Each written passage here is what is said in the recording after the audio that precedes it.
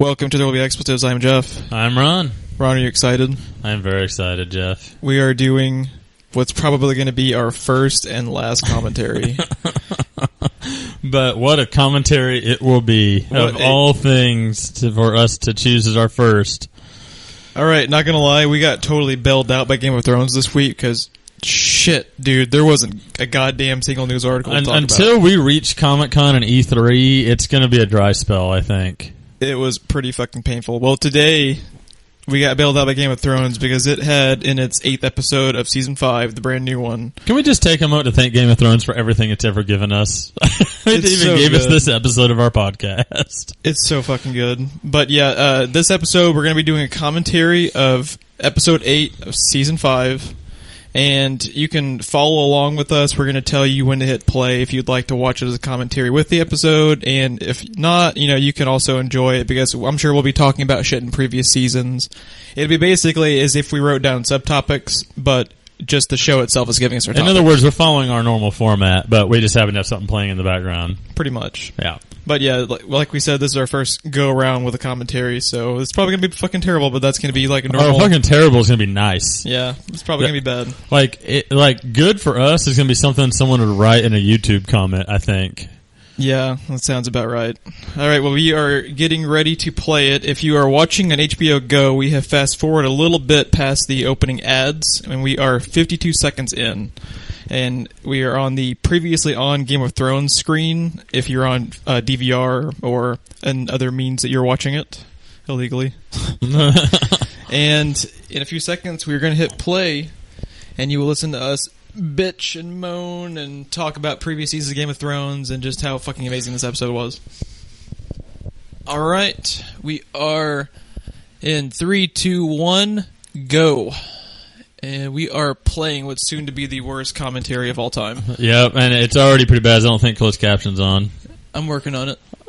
Smart. No, it's on. They're on. I guess they don't have subtitles for the previously on. So, yeah, I didn't. Well, fuck you, hearing impaired. You don't get to remember. You don't get to know what happens. Okay, we should say spoiler alert for everything that has ever happened in Game of Thrones, because I'm sure we're going to talk about previous seasons. Yeah, if you are behind at all, if you are not up to date at all, do not listen to this episode because we're going to spoil every fucking thing we can.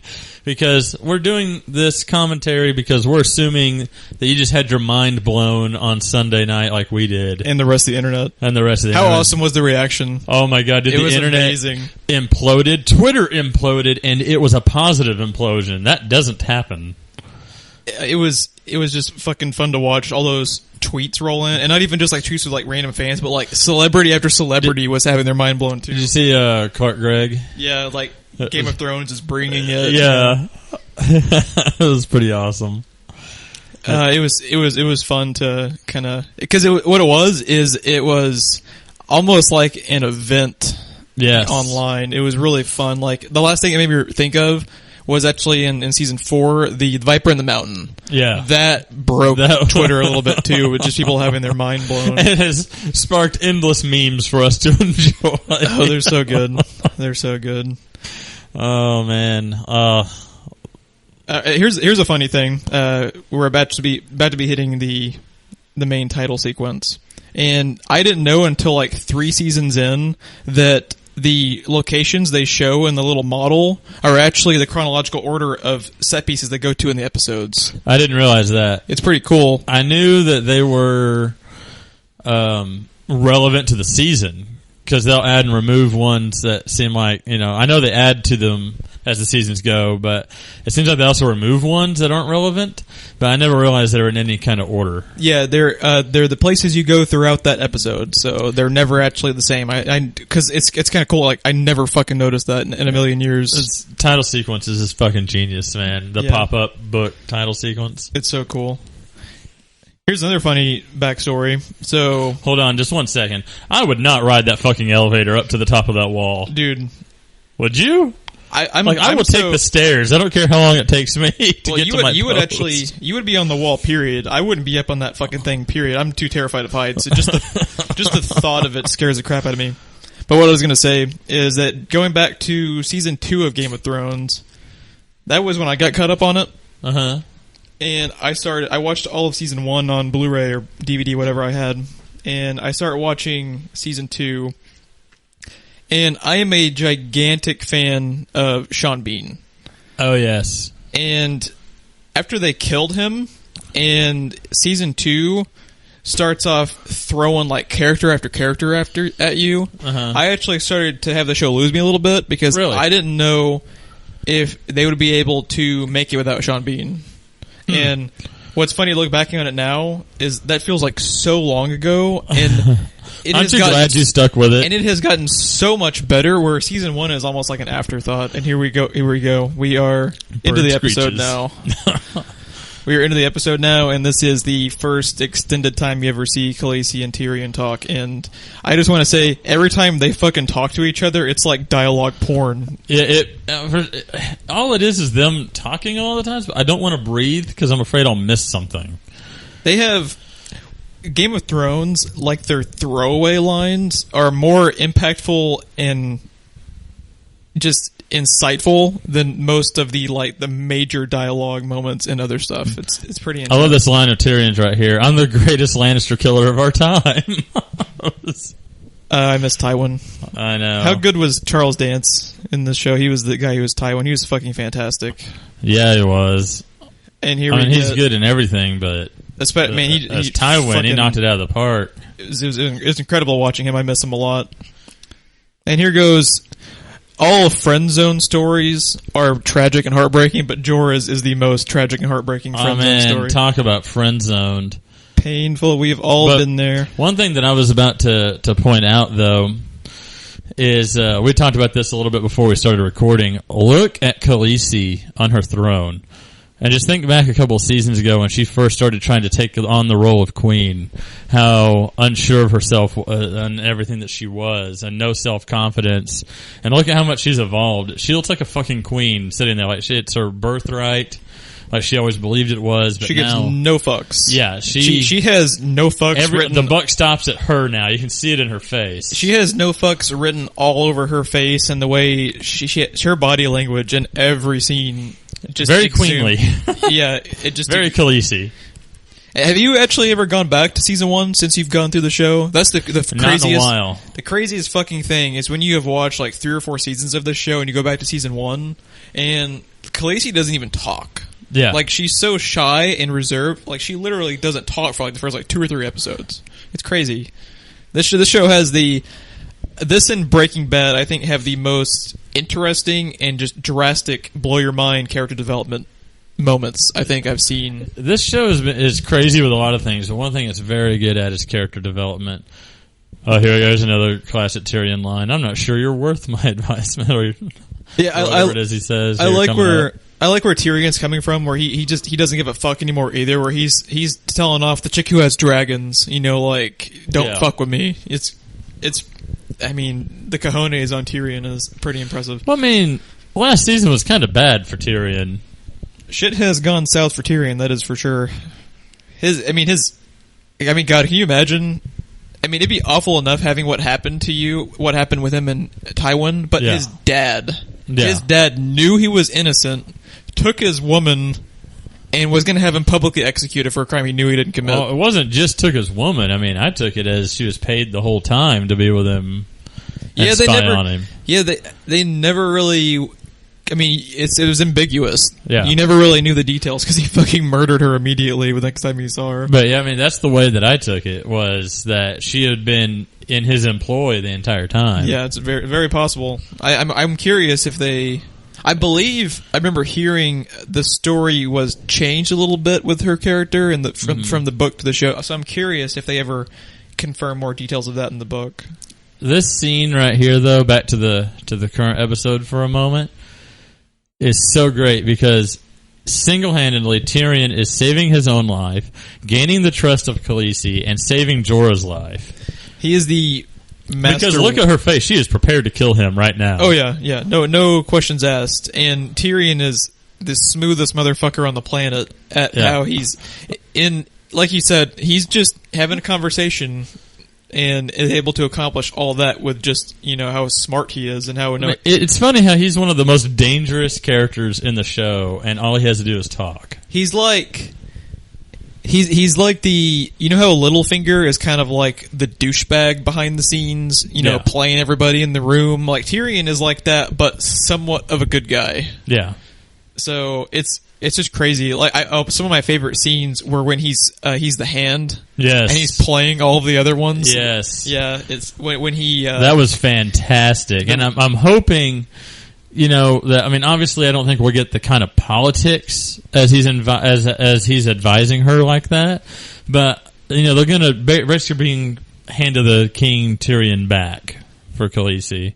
Yeah. So, yeah, it's going to be good. Oh, that's so painful every time I see him raise his sleeve. You know he's going out like a badass, though. Oh, yeah. Like the biggest badass of all time. That's the one thing about Game of Thrones. What I think does really, really well is a lot of people complain when the main character, or, you know, just like a major character in fiction dies. Like, a lot of people have a big issue when people die in fiction that they like.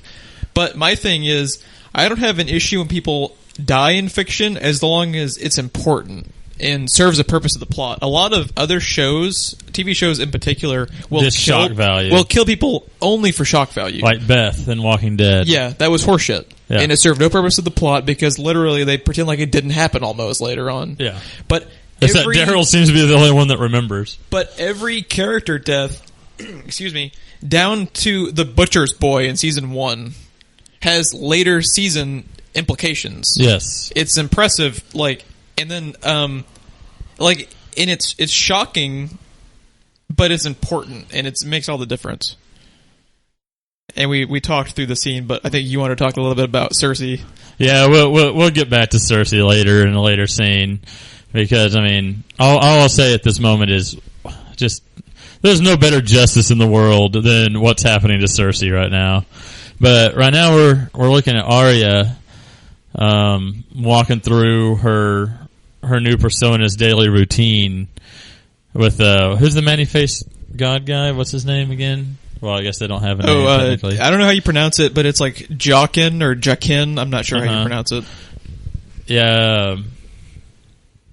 There's so much going on with Arya right now. I'm so afraid for her, but it's so awesome at the same time because, you know, we have seen what Arya can be when she slowly ran that guy through his throat with needle and things like that, but some of the scenes that have happened this is just kind of disturbing with her, like... Oh, yeah, now she's at Hogwarts School for Gifted Psychopaths. Yeah, basically. Like, she's being indoctrinated by this cult, and we don't know anything about it. We don't know if they're benevolent, if they serve their own needs. We don't know... All I know is that I want to know more about them because I fucking love Jaqen. He's an awesome character in this. Yes, he is. I was so happy. I geeked out really, really bad when they revealed earlier in the season he was back. Because his character's whole thing is that he can change his face. So I was like, oh shit, they're going to change the actor. Yeah. Because that's like the easiest character to do that with. Yeah, and you could get away with it because, he just has a new face. Yeah, but I'm really glad they brought him back because he has really good chemistry with the Arya actors too, I think. Yeah. And he has weird ass dialogue to deliver too that he does really, really well. Superbly, yes. Because, you know, like he never says names. He's Oysters, always clams, and cockles. Bring out your dead.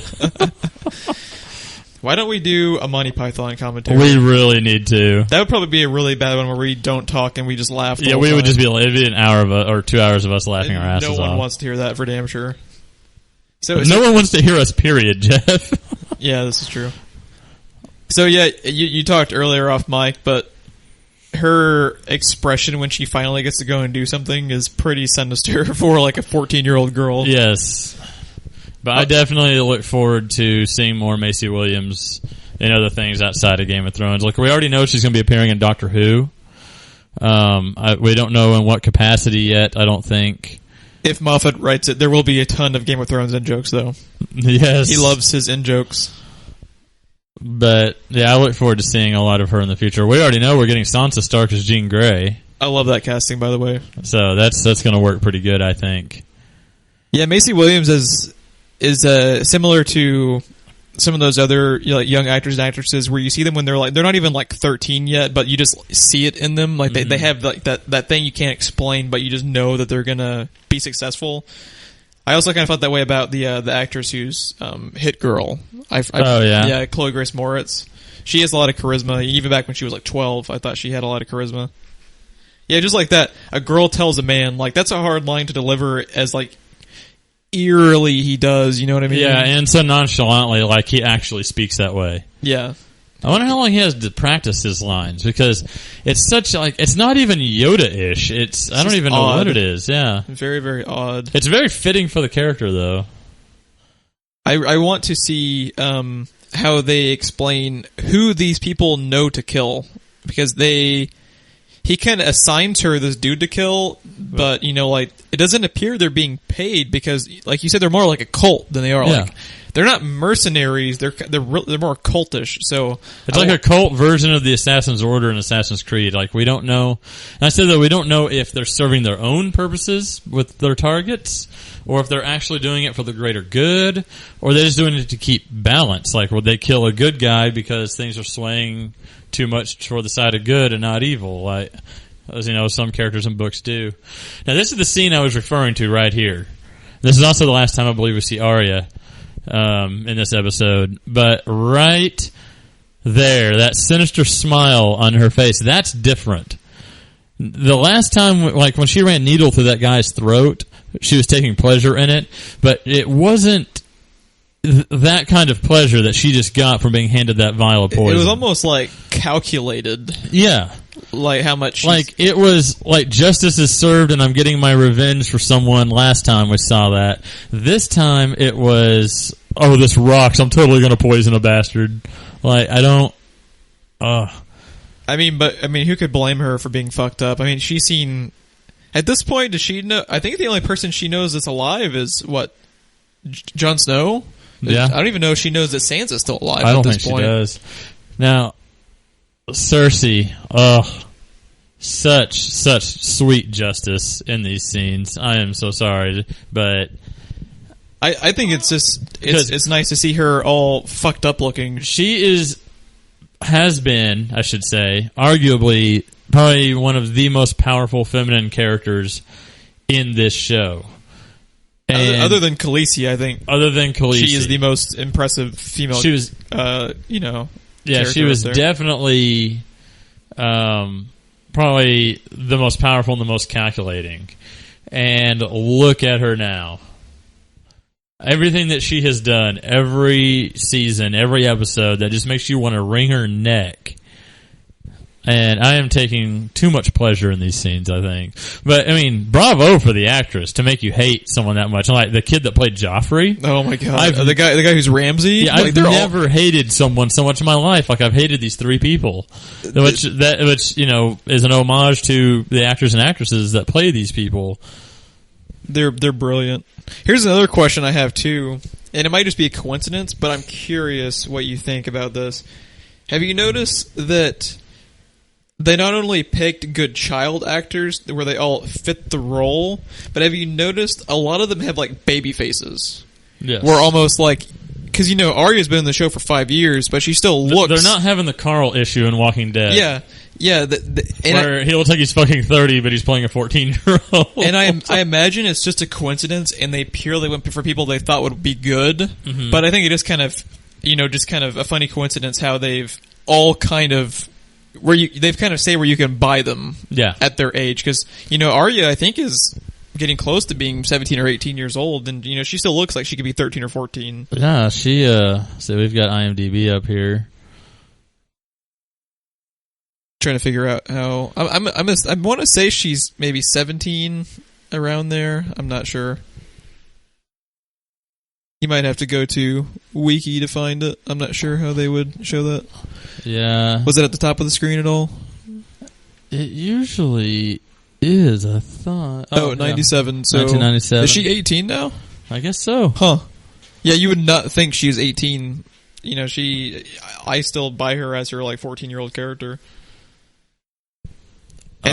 And speaking of the character development, how good is the guy who is Theon? Character development just walked into the room, and the other character development is already in the room glaring at him, because Sansa's come a long way also. Yeah, especially when they had more going on with her and Littlefinger. Yeah. that was a crazy ending to the previous season. Oh, that scene when she changed her physical appearance and everything. Yeah, not only that, but the way she was talking to Baelish was almost like she's the one that's actually in control of what's happening now and not him. Yeah, she's learning from the master. Yeah. Well, I mean, she was already under the tutelage of one master. She learned a lot from Cersei.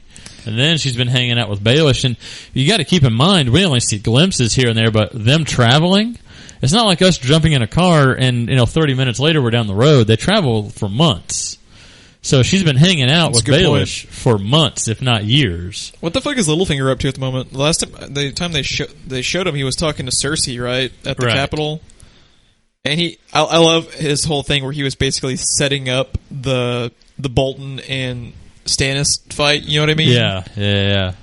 He is so 5 steps ahead of everyone else. It's not even funny, which is impressive because almost everyone in Game of Thrones has their shit about them. I deserve to be Reek. That's probably one of the most powerful lines he's had all season, right there. I mean, he can't even look at people. I mean, look at him here. I mean, he hasn't really had a chance to. What's the word I'm looking for? I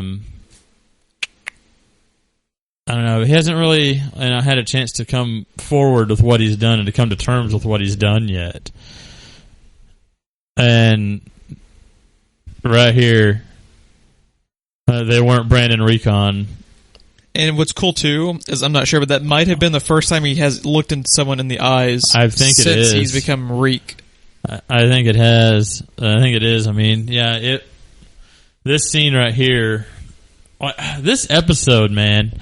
Everything that happens in this episode, gold, just gold, fucking gold. Every line was gold, and the other thing that's impressive about the show in general is not only does it not have a bad episode, it has some that are slower, but it doesn't have a bad episode.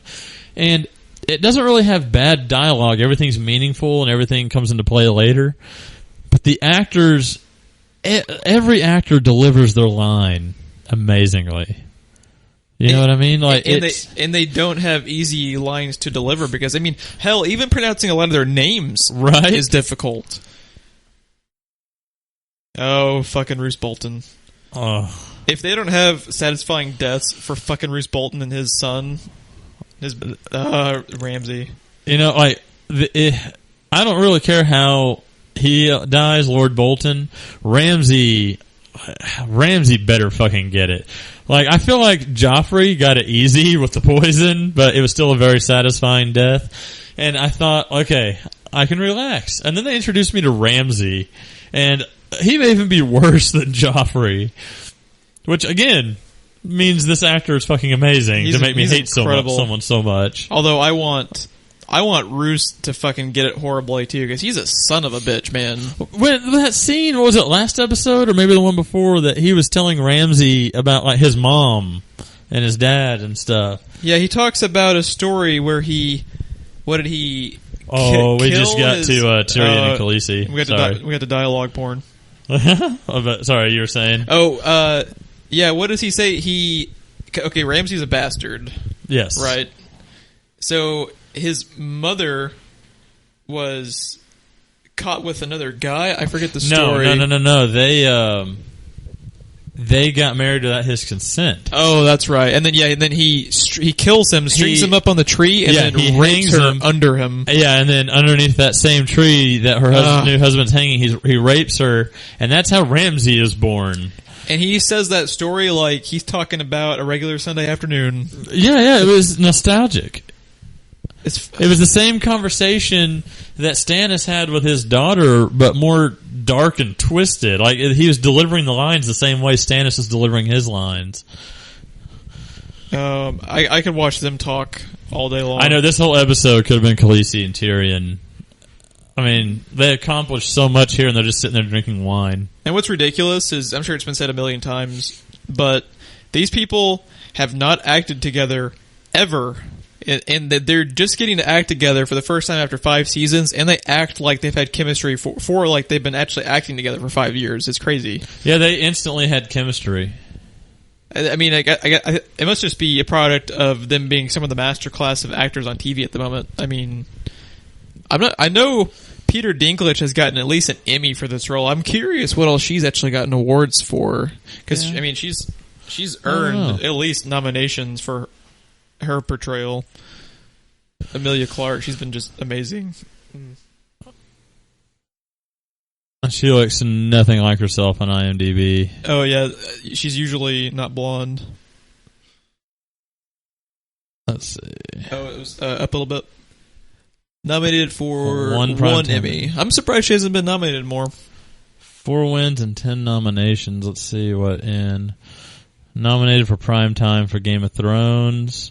Oh yeah, it looks like the season she got nominated was when they had the most happen with her. I think that was the season when she sticks the dragons on the fucking city and shit. Outstanding Female Rising Star in Drama Series or Special. She won 2012. The Gracie. But Emmys, she was nominated in 2013. Shocked she hasn't been nominated more. Maybe they've given more to Lena Headey for it, I'm not sure. God, the dialogue is so sharp. And then again, look at her being all queenly as she's sitting there having wine with who's basically a slave now at one point. I mean, he was sold into slavery in the last episode. He's Peter Dinklage, man. I'm happy for Peter Dinklage that he got this role, because I'm not sure how familiar you were with him before this. He was one of those dudes. Barely. He's one of those dudes who was always an amazing actor, but he until Game of Thrones, I thought of him Bruges. Yeah, he was always in these, kind of crappy roles, but he was always so good in them. And I'm just really happy that this role came about to where the world could kind of be, showing how good he is. Because it's kind of interesting too. Is we were talking about character development, but Tyrion is one of the most beloved characters, and he's probably had the least amount of character development. This I want to shift back here real quick. This dialogue right here, where he was talking to her about how maybe the Iron Throne's not for her, maybe that shouldn't be her goal. I thought that was some pretty good dialogue as well. Because he's right. You shouldn't want to fucking go over there and mix with these assholes. Mm-hmm. Because, I mean, think about what he's saying. I mean, there's just nothing really here but commoners. But you can't rule the Seven Kingdoms without having the wealthy and the titles. Mm-hmm. Because there's just too much there. You need other people to rule it for you, and then you rule over them. You need managers, more or less. Yeah, it's not something that you can... It's a whole other beast compared to where she is now. You can't brute force over there like you can here, which is all she's done at this point. Oh, my God. Jeff's favorite line. Yes. I love Game of Thrones. It's a fucking line of dialogue, and I'm geeking out. This is such a badass line. I'm pretty sure the first time we saw this trailer and it had this right here, I'm not going to stop the wheel, I'm going to break the wheel. I'm pretty sure you texted me immediately when you first heard that line. Dude, so that's one of those moments just full of fuck yeah. Because they had that in what was it, the iTunes trailer or something like that at the time? Yeah. Okay, this right here though is also one of my favorite scenes. It says again, Jorah's one of my top probably 3 favorite characters. Jorah's in that list. I love this so much. He just sold himself back into slavery. You struck me. Have me flogged if it makes you happy. He just doesn't give a shit anymore. He's got the grayscale going on. And what he's going to do is go out like a complete badass. I mean, the last episode, that was so amazing. When he took out every single one of the gladiators, just walking out onto the field.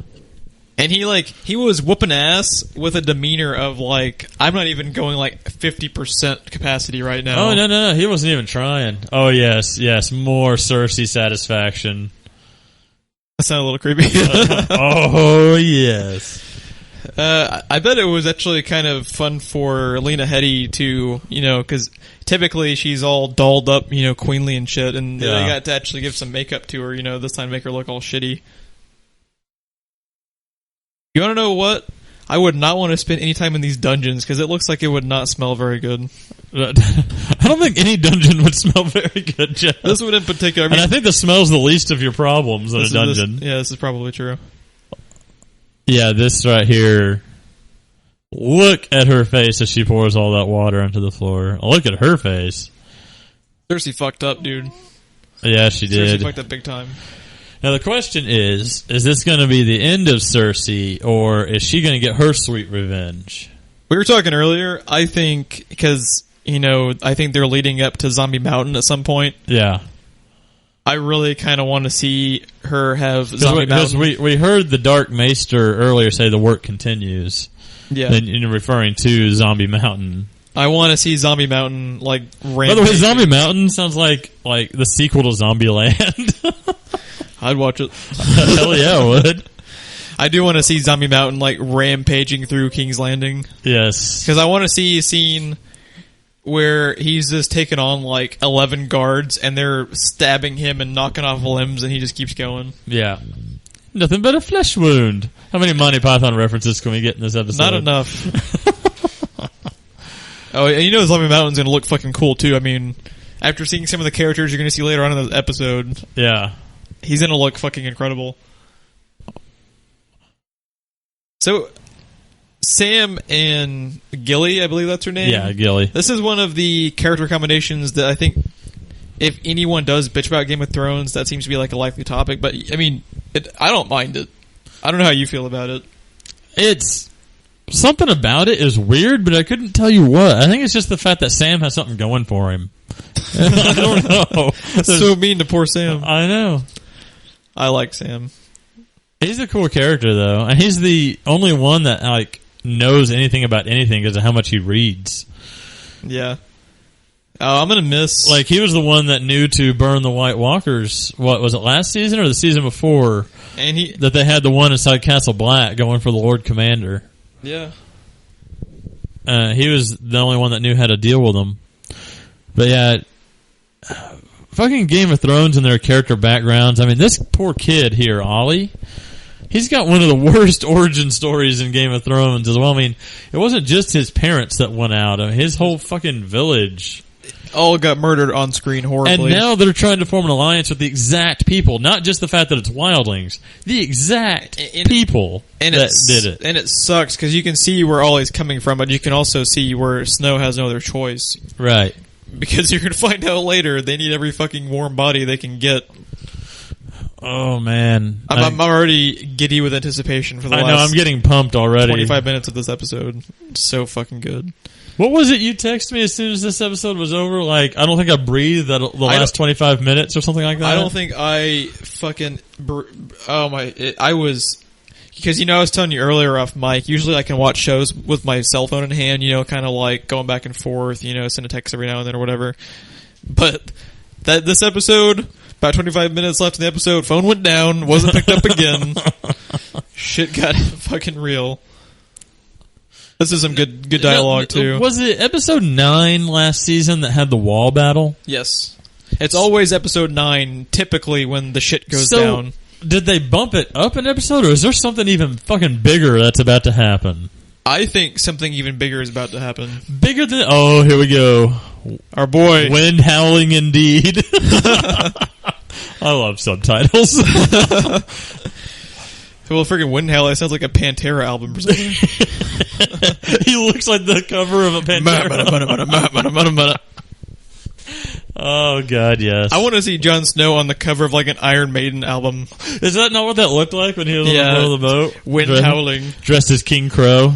I still think... I think that's going to be my nickname online now is King Crow. Which, by the way, did you see how many fucking people in that zoom out shot are here and how relevant that is later? Yeah. There's a shit ton of people here. And they keep panning and showing you all the ships they came in on, too, to even, to burn it into your brain even more.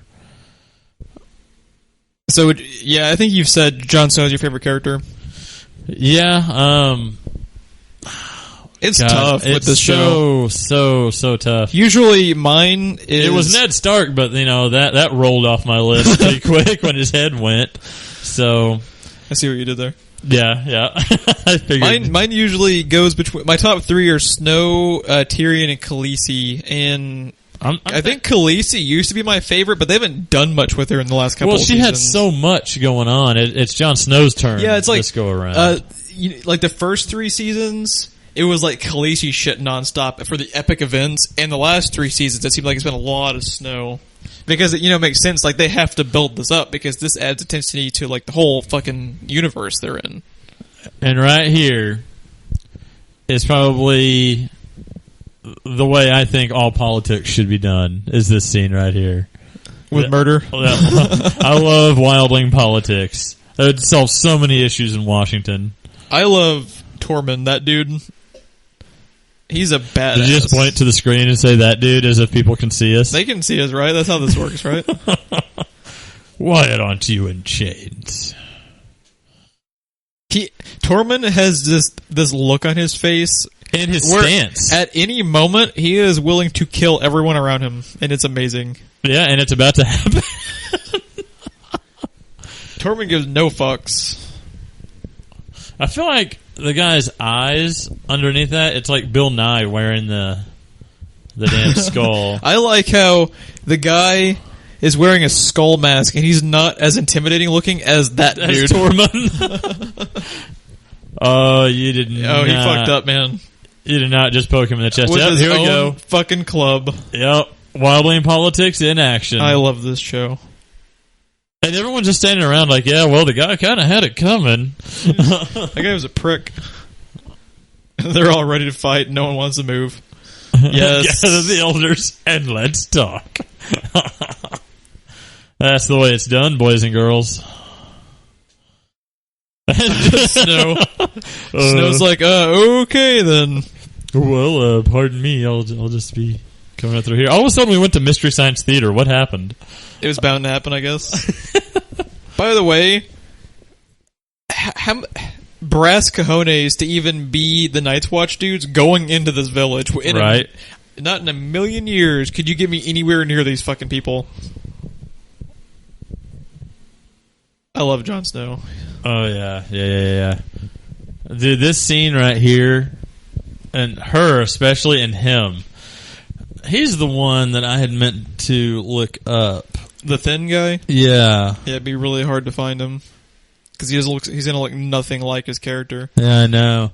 He looks so familiar. I just can't think of what he's from. Yeah, that's what's also impressive about Game of Thrones is that other than Sean Bean and Lena Headey, all of these people are unknown. And it works too because since they're unknown, you can associate with them with their character more. You're not seeing the actor; you're seeing Jon Snow. Yeah, you're seeing the character because a lot of times actors get typecast. So when they do a kind of a breakout role, you don't see it. Like Batfleck. Because I look at Ben Affleck and I see Ben Affleck in every movie. So when I heard he's Batman, I'm like, oh good, I'm going to see Ben Affleck cosplaying for 2.5 hours. Which I know that we're all Game of Thrones this episode, but there is one thing I wanted to point out that's going to disturb me a little bit about Batfleck, and that is the images of the Suicide Squad movie. He has no cape, though it's just strongly inferring a CGI cape. Oh, they've already been... In Man of Steel, it's a CGI cape, actually. They've already been doing that, yeah. I don't know how I feel about that. Can't you at least put a fan in front of him or something? Well, I mean... Hell, I'd never even noticed the Man of Steel was a CGI cape, so I mean, if it's Zack Snyder doing it, I'm fine with it. I think they'll make it cool. Well, you and I are probably the only people that's fine with Zack Snyder doing anything. God, everyone... I like how everyone in the world kind of just mutually agreed to just... We're going to hate Zack Snyder for life. If Zack Snyder directed a Game of Thrones episode, everyone would instantly fucking hate Game of Thrones. They would just hate that episode, and they would point out, Game of Thrones was awesome, except for that one episode Zack Snyder directed. I put an arrow through his heart. I love Jon Snow. The balls it would take. Look at that look. Look at that look. No fucks given. He's in the fucking wildling camp, man. Even like the guy just threatened to cut out his eyes, and he looked at him like, "You fucking try it. You try it, son." It was the look Jon Snow just gave him. And Jon Snow's always been kind of headstrong a little bit. He never really had a problem with doubting himself. Like, he always had the ambition, but when it came time, he would always kind of hesitate. That part of him is gone, especially after the wall battle. Is he the only one to volunteer for the wall? I just thought that usually they're murderers and rapists. That's usually what they call them. They get sent there. I'm pretty sure, didn't he volunteer? He volunteered. Yeah. Which begs the question, why was his uncle there? Huh. I never thought about that. Why would one of the Starks be there? The Long Night. George R.R. Martin is the best person ever at naming places, people, and things. Yes. Because, I mean, just like that pledge that the Night's Watch dudes have, work of art. At least we'll give the fuckers a fight. Yes. That's what it's come to for Jon Snow. There's so many fuck yeah moments in this episode. And we're not even at the shit yet. Oh no, the shitstorm is coming though. It's on its way. Yeah, you guys need to be warned. The last 25 minutes of this episode is be like, oh my god, oh my god, oh my god, oh my god. We may not even be talking. Who knows? Did you see Jon Snow kill that guy? I think I just love wildlings in general. Like that line he just had with, he's prettier than both of my daughters, but he knows how to fight. Like, I mean, they're charming barbarians. They're basically George R.R. Martin's version of the Vikings, is the way I take it. The Thinns, they're such assholes. Even the wildlings are like, they're assholes. Yeah, she has a line, something of that nature. Like here right now, almost. Yeah. Dude, seriously, would not be anywhere near this fucking camp. And they go dressed in their Night's Watch outfits, too. Right. They all fucking hate them. Yeah. And they just storm up, in their boats. You're just like, hey, what's up, dudes? We're going to talk to your your chief captains and shit. I love the giant, too. And how you said earlier, like, how the fuck did the giant get in the hut? Plot hole. This episode's bullshit. And I think there's a really big door, if I remember right, later when he's running towards the thing. He would have had to, like, crawl on his hands and knees. Unless I doubt he came in through the ceiling in that big opening, because there's that platform there. Yeah, I don't want your thing that is the only thing that can kill them. Yeah. Good move, dude. None of your magic daggers for me. I'm not going to take one, just in case. Go fuck yourself. How awesome is the costume design, too? Like, they're all... okay, what's cool is they actually look like they've been out in the wilderness for, like, 5 years, you know what I mean? Yeah. And a lot of fantasy-related movies and TV shows and shit, like, they look like they're cosplayers because everything looks kind of pristine. Yeah. But with Game of Thrones, everything looks They kind of took shitty. that... A New Hope approach, because the thing about when Star Wars first came out that blew everybody away was every single science fiction movie, like Lost in Space or anything, everything was shiny and new and sleek, and everything was shit in Star Wars. The X-Wings looked like they're about to fall apart. The TIE Fighters looked used and worn. I mean, the Millennium Falcon was a hunk of junk. It's even like a plot line with the Jawas. Like, they pick up garbage and shit. Okay, see, and they just made a point of there's probably right around 5,000 men here. Oh, they're so boned. So boned. And they don't even know it yet. Dude, watching these scenes now is so painful because you know what's coming. You're like, just guys, get on the boats. Just get on the boats. Oh, man. Oh, that was a smart move, getting your kids out of there. Which is ironic, what happens to her. Yeah. Fucking Game of Thrones. You and your irony. Oh, man. Well, speaking of irony, real quick while we have a moment before the shitstorm happens, and it's literally a storm, let's point out some of the irony we were talking about earlier before we recorded, like with the swords, for instance. Oh, yeah. Like, Ned Stark's sword that was broken and shattered and gets rebuilt into by Tywin Lannister, given to Jaime Lannister, which is later given to Brienne, and Brienne is charged by Catelyn Stark, the wife of Ned Stark, whose sword it used to be to protect the Stark children, using Ned Stark's sword, essentially. And then, like you pointed out, the Mormont sword. Yeah, the Mormont sword that Jon Snow has belonged to Jorah's father. Yeah, and Jorah is banished by Snow's dad. Yeah. And it's Snow, who ends up getting the Mormont sword. It's very, very, very clever how, like, we didn't even pick up on that shit till, like, seasons in. Like, the attention to detail with this fucking show is off the charts. Yeah, I mean, it's just insane. I think this is when the music starts hitting. And, yeah. So that's the problem with subtitles. We're not getting the music with this. Which is fucking incredible. The music is half of this scene. So intense, man. But look at that. Look at that shitstorm rolling over the mountain. This is why I love dogs, Jeff. Yeah, see, they all know what's coming. Get on the boats, guys. Get on the boats. Come on. Oh, and then that asshole is about to shut the gates on everybody. Oh, which guy?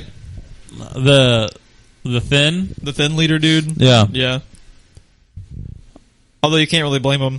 No, you can't blame him, but you're adding all those people to the army. Yeah, that's true. Yeah, right there.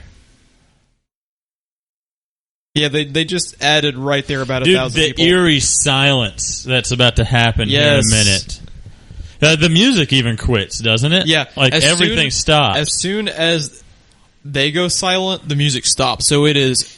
You can hear a pin drop, and it's fucking creepy as hell. I think right here is the point that I realized something was about to go down, and I was just like, oh my god, and all of my... I don't remember anything but this scene now. Like, my attention was just... right to the TV. And what's brilliant about it too, we were talking about earlier how episode 9 is when the shit goes down. If this is the main thing from this season, it was brilliant bumping it up. Because we were not expecting it. Because at this point... especially after the controversy over the rape scene before and everything. Because that was just the previous episode, wasn't it? I think it was 2 episodes ago. before, yeah, because the one before was Tyrion offering himself up to Khaleesi. Right. But yeah, dude, like, if this is the main thing, like, bravo, man, because they fucking knocked out of the park. Well, I mean, this would kind of deserve 2 episodes of Fallout. Because, like you pointed out when we were talking before we recorded, the final episode every season is usually the fallout of episode 9. Oh, God, look at that. This is the part where you quit breathing. Dude. My heart's already pumping. I've already seen this before, like 2 or 3 times, this sequence, and it still is gripping, even without sound. The graphics, too. I mean, bravo. And there's a lot of shit to, like, big props to the directors and cinematographers, because there's a lot of shit going on with so many people, and it's all shot beautifully. Like, you capture everything. Yeah, and the action sequences are always shot very well. But yeah, like you said, I mean, there is so much happening, and there's about at least 3 different stories going on during this battle. Because you got the dragon glass, you got people trying to get out, you've got them trying to hold back so people can get out, and you see everything. We should have expected something to happen cool because they had the giant there for no reason.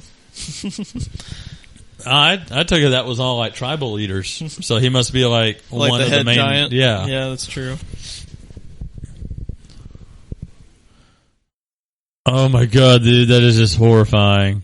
They're almost like up and over the wall, under the wall, through the wall. Like they look like medieval Walking Dead style, but they act like World War Z. Like they're really frenetic and. By the way, we talked before. I think it was like a couple days ago now, off mic. But like, how terrifying is it? The concept of zombies in the medieval, realm of things. When you don't have firearms or vehicles. Yeah, you don't have any real technology. It's like, what the fuck are you gonna do, man? You know, it's an interesting point. I'm surprised we don't see more zombie things set in that era because, you know, it's all hand-to-hand combat for the most part. Because you're not going to fling arrows fast enough. You're going to be grabbing your sword or an axe. And, I mean, it's and just... These ones in particular can turn like horses and shit, too. Yeah. So they can be mobile, too. And they're not just zombies, they're conscious because they have leaders and shit, too. Yeah, that's the thing I was about to point out. They're tribal. You know, it's a very interesting take. You see it in a lot of, like, video games and stuff like that, but you never really see it in any media like TV or film. You hear about it in books and video games. So it was pretty interesting seeing that. And dude, if I was one of those guys on the boat, I would never have rowed a boat so fast in my life. Yeah. At the end of that row, your hands are bleeding because you're so terrified. I mean, just look at them. By the way, I'm sure they're all just extras, but bravo to everyone playing the White Walker zombies because they're creepy and they're all moving, you know, reckless abandon. It's crazy. Yeah, and they're moving like the ravenous dead. Yeah. Screams. What was the tweet where it's like Game of Thrones in 15 minutes made a better zombie show than Walking Dead in 5 seasons. Yeah, it's so true. They're boned. As much as I love Walking Dead, that is so true. Yeah, Dude, there's no better imagery of how fucked you are than a zombie with an arrow all the way through its head, and it's just looking around like it didn't even notice. Yep. Dude, I was so afraid that Tormund was going to get it. Oh, at this point, dude, fucking everyone. Yeah. You don't think anyone's making out of this shit, dude. I thought... Oh, yeah, that was a thin one, too. Do you see his scars? I didn't notice that before. Yeah, dude, I thought for a while in this battle that Jon Snow was still going to be safe. But we're going to get to some shit. Yeah, you don't know. Oh, look at her go.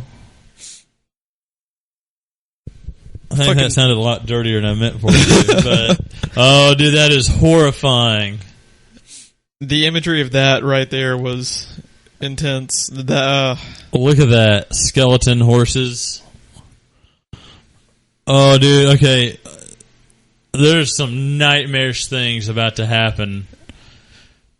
I could see the brilliance of there's an entire section of your fortress that you don't need to build a wall around, backing it up to a mountain.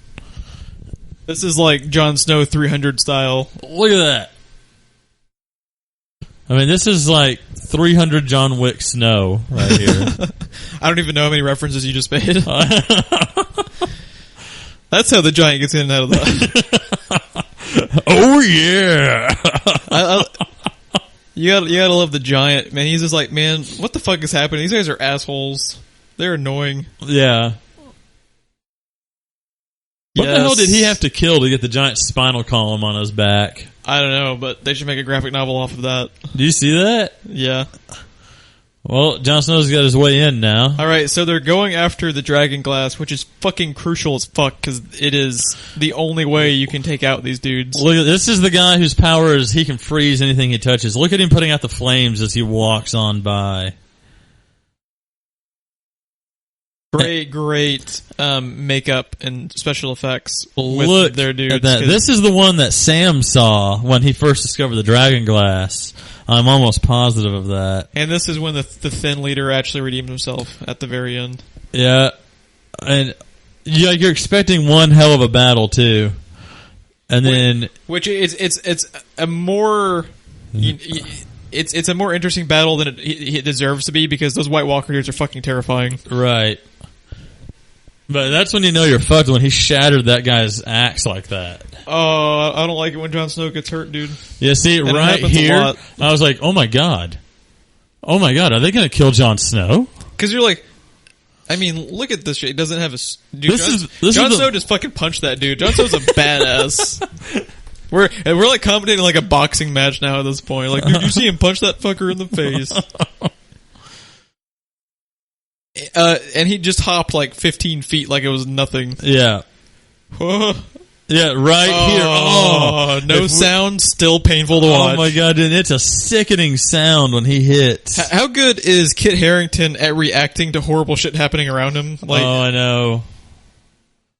At this point, it wasn't even like an understatement or an overstatement that I wasn't breathing. I'm pretty sure I was not breathing for this. I thought segment. Right here we were about to witness the death of Jon Snow.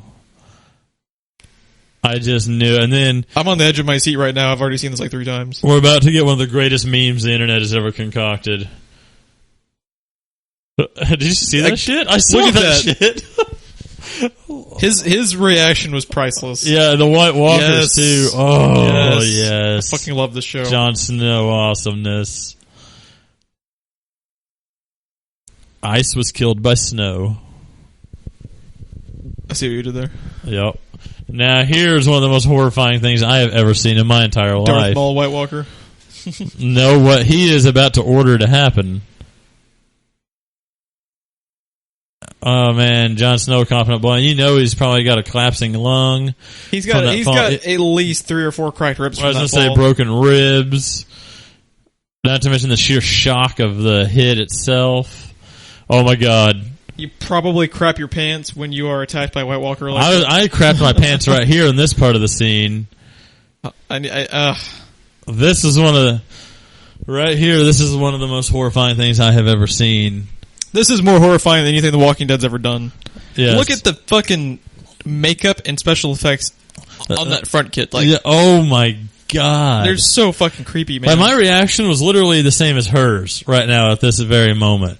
And there's no glowing, which means he has no eyes. But, yeah, and then look at them, the way they tear into her. I mean, they're even more ravenous than, like, the other ones we've seen. People shouting, get the fuck out of here. It hurts me to see Jon Snow hurt. I know. I still don't know that guy's name there, but I like him. I like that character. Yeah, the Night's Watch buddy. Oh god, here we go. This is the second most horrifying thing I think I've ever seen. As if this is very World War Z. Yeah, this right here. And very World War Z meets Pirates of the Caribbean. See, that's how they defeat the White Walkers. They just need to return the gold to where the Aztecs left it. No more White Walkers. Yeah, why haven't they thought of that? Oh my god! Like, dude, when they can jump off a cliff and they keep going like that, you you're commented fucked. before about how scary it was when they all just kind of snap upright at the same time. Yeah, but I think what was more terrifying than that was the way they got up. A lot of them just kind of stood up with their legs only, didn't even use their arms, and they do it so fast. Oh god, look at that. Here's where I thought Tormund was about to get it. So they've added, you said they had about 5,000 people at this place? Yes. Let's say they've evacuated, 1,500, 2,000, maybe we're being nice. Yeah. They locked off at least 1,000 or 2,000 outside the walls probably. And those all got immediately added, and now half of them have turned, so it's just a fucking nightmare how many they've added to their army. Yeah, you have that many more to take out at the wall now. And I love the giant using the giant flaming log. Yeah. Look at that horse, dude. I really wish I could remember the name of that PS2 game I'm trying to think of, where you're a vampire cowboy. And the first thing that happens is you wake up and feed on your horse and turn it into a vampire horse. I'm not familiar with that. And that's your steed. It's a first person shooter. I've been trying to think of the name of it like this whole time. At this point, I thought the giant was going down. I did too. And because I mean, look at them just jumping onto him. Piggyback ride. I like the giant. He's like, God damn it. Sick of this shit. You timed the goddamn it perfectly with him slinging that one over his shoulder. So tired of these motherfucking zombies in this motherfucking village. The only thing that could have made this better is if the giant was voiced by Samuel L. Jackson. Right. Here's more Jeff not breathing. Like when they get into a stare down and you're just like, yes. I am pretty sure here in a couple of seconds is about when I sat up on my couch and was like, what? Those fucking lieutenants, man. They're freaky. The main blue-eyed ones. Dude, the look on everyone's face is such great acting from both sides. The White Walkers and the people in the boats. Yeah, right here. Here's the other moment that launched 1,000 memes. The Simpsons one's my favorite still. Of them all, like, yes, on the floor with him on the screen. This might be Kit Harington's best episode, just easily. The acting he has to do in moments where he doesn't say anything was genius. Yeah, right here is about where I sat up on my couch. Like, what? First, you're thinking, "Come at me, bro," but then you realize what's actually happening. We were talking before off mic. I'm really curious if this was the same White Walker who turns the baby at the end of one episode, like season 3. I think it was. It's yeah, we need to look that up. I'm curious though. More great acting by extras. The way they twitch, it's fucking creepy. And the way their eyes just snap open. Oh, do not want. Row faster, bruh. Row faster. That girl right there, if they ever make a StarCraft movie, I want her as Sarah Kerrigan because of the way she looks. Good call. I also like the fact, too, that this White Walker dude could send these people, whatever you want to call them now, after them. He's like, no, I'm just going to intimidate them more by staring at them with what I've, just done to them. Look at that. Like, that subtle shake, like Kit Harington was amazing in this episode. Yeah, he said so many things without saying anything. Like he can't even move. Like he can't even sit down. He's just like floored. Oh, look at that. That right there. Quit bitching about the political dramas. Like we need to focus on the zombie apocalypse happening. And then think about what they did, because this is where I started going with this earlier. So they built Hardhome at the base of the mountain, and they had the wall built around it. So what you have is you have White Walkers inside the wall killing you. If you go outside of the wall, you get killed by the ones out there, and then it just starts fucking raining White Walkers off of the edge of that cliff. Into like a black waterfall, making all kinds of sickening thuds, and you're just like, oh, fuck me. Do not want. But oh my god, what a great episode. Yeah, it's fucking genius. I mean, this was basically my reaction after I first watched this. I just kind of sat there in stunned silence for a few seconds. And then I didn't know what to say or think. And then I was like, I gotta rewatch that. I think I rewatched the last 20 minutes as soon as it ended. Mm-hmm. Because we talked earlier, a couple days ago, or it might have been earlier today, I forget, but in the last season, the stuff at the wall might be more impactful. I mean, because that was basically the whole episode. Right. Like, there was more shit going on. And a lot happened there for Jon Snow as a character as well. Yeah, there was a lot going on, but just the sheer intensity of this makes it more dramatic. Yes. And, they accomplished a lot in 20 minutes. Like, there's a shit ton, like you were saying, like there's like 3 storylines going on, you know? Like, we didn't talk very much, but the Dragon Glass is gone. Their only defense, other than they have the one piece. Yeah, the White Walkers have won everything that they have come to accomplish. Yeah, other than the giant who has that one piece, they have nothing. And then, but does Jon Snow still have the one in his boot?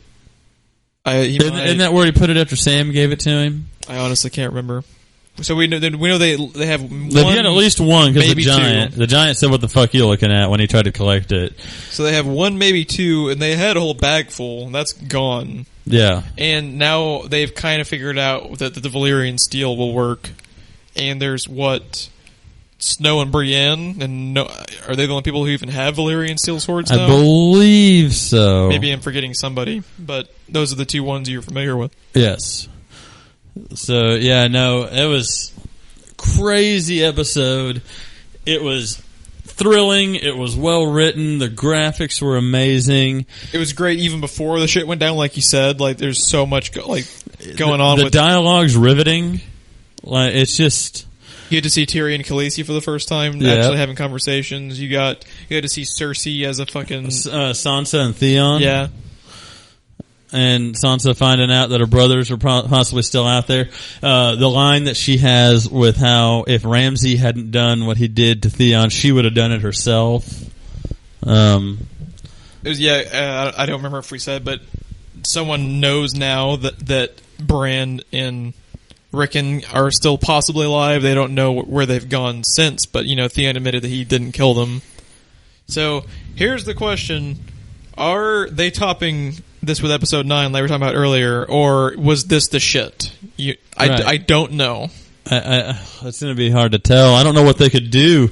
I mean, this scene, if I'm correct, wasn't even in the books. So even people that watched the show knowing the books had no idea what the fuck was going on. Yeah, apparently what happened was the Hardhome story happened, but it happened off screen in the book, kind of. Mm-hmm. It's referenced, but you weren't reading characters at the event. You weren't there. And Snow wasn't there. So what they did was they rewrote it to include Snow there and made it into a badass action scene. Yes, and I mean, some people on Twitter I saw were kind of pissed, like, oh, now Jon Snow is safe and blah, blah, blah.